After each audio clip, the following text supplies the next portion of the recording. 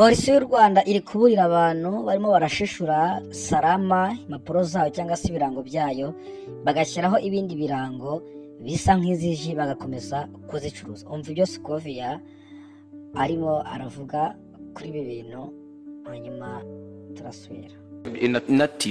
Native cyangwa se native strawberry ako kavukara ka video birimo nyine uriya muntu urabona akuraho ino stika ya Salama agashyira icyabaye ji barimo barazihindura ibyo umupolisi yari yabivuze ariko Romeo yarambwiye ngo yanyuze nyabugogo kukubwira Honda Romeo akunda kunyuranya Nyabugogo ahantu no yambwiye ati naho ariko nagiye muri gare nagiye mpura n'utuntu twa Salama twinshi hasi bakuyeho bajugunya hasi nawe se utuntu twa Salama watubonaga tumeze ati twasaga nk'utwo bashishuye kubakomekaho utundi turango. Ubwo rero polisi y'igihugu yatangaje ko ibyo bitemewe n'amategeko kandi iyo nari bifatanyije Rwanda FDA n'izindi nzego bireba bagiye murimo murabyitiranye kiwe nari ndimo ndeba hano ubwo nyizanye inkuru kugira ngo uhite ubijyanisha. Inkuru yakozwe n'umunyamakuru sinayumvise ariko ndimo ndareba titiri umuntu witwa Theo w'ikinyamakuru Kwezi. Yego. Ribu na polisi barezwe kwa pashyira akadomo minister ubwo ni PM. Yego ministeri w'intebe. Ko bafunze ibirimo ji yego za Salama yego ashyiraho akantu k'umuriro waka yandika ati na nyiri B1 Jini nawe yafunzwe. Na Jini barayifunze si B1. Ari B1 muri za zindi yaririmo. Ko nayibonye musi.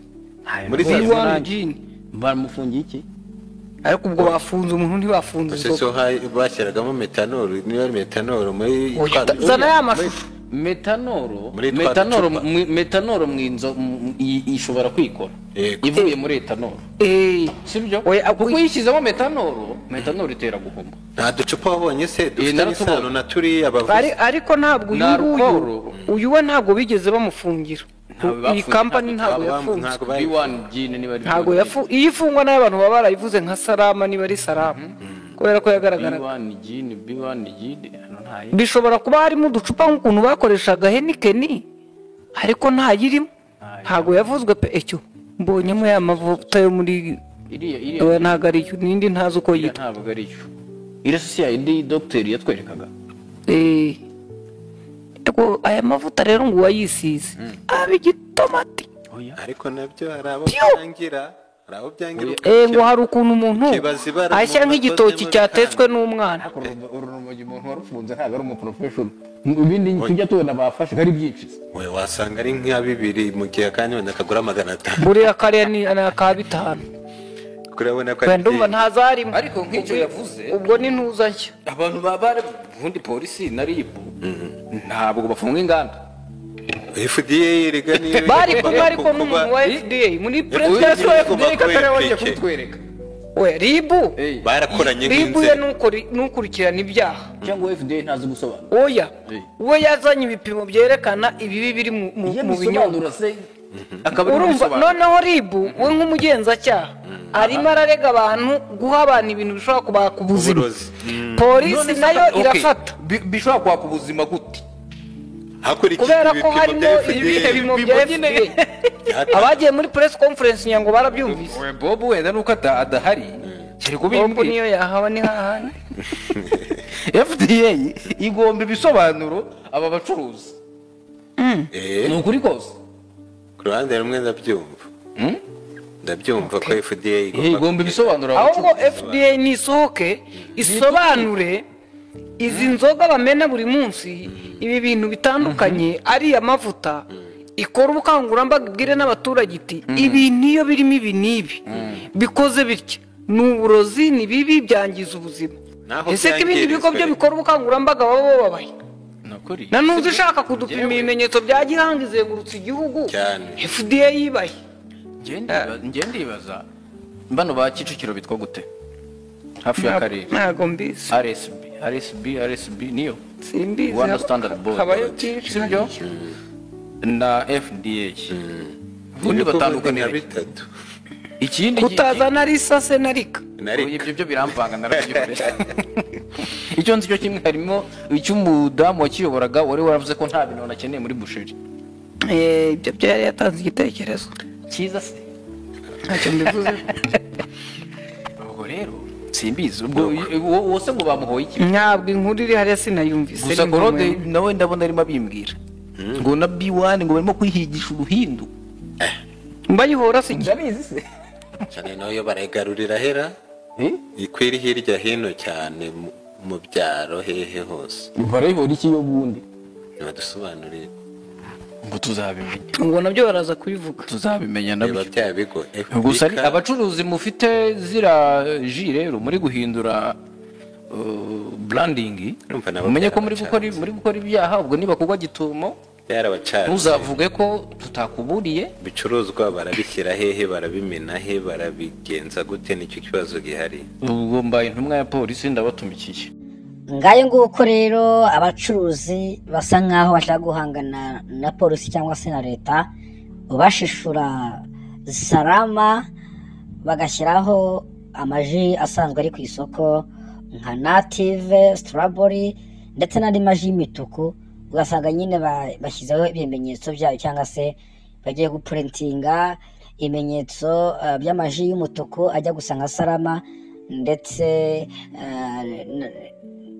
n'utudomoro cyangwa se biriya bikoresho bisanzwe biba birimo Salama, ugasanga barimo barahindura rero ngo Nyabugogo usanga henshi muri gare hari udushitwa twinshi twa Salama, ukibaza uburyo udushishwa twa Salama twinshi twuzuye muri Nyabugogo ahantu hasanzwe n'ubundi hamenyerewe ko hari amaji menshi bagenda bahindagura.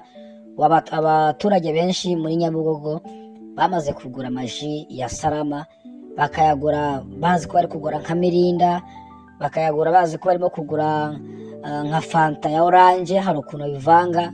Ubu rwose abantu benshi bakomeje kugiranda bacuruza izi ji za Salama, bagenda bagaragaza ubwenge bwo kuba bazicuruza. Gusa polisi irimo iraburira abo bantu nibafatwa ko bazahanwa by'intangarugero, ko badakwiye kuzana ubwo bwenge bwo gukomeza gucuruza iki kinyobwa cya Salama kandi kiramaze gukurwa ku isoko kubera umwanda ucyuzuye n'uburyo basanze uruganda rwacyo rukoramo mu buryo bw'umwanda, cyane ko bajya bagenda babyerekana ku mashusho. Izindi nkuru rero zirimo ziragenda zivugwa ni Samia Suluhu Hassan, umugore watsindiye amatora kuri 97.66 hano mu gihugu cya Tanzania.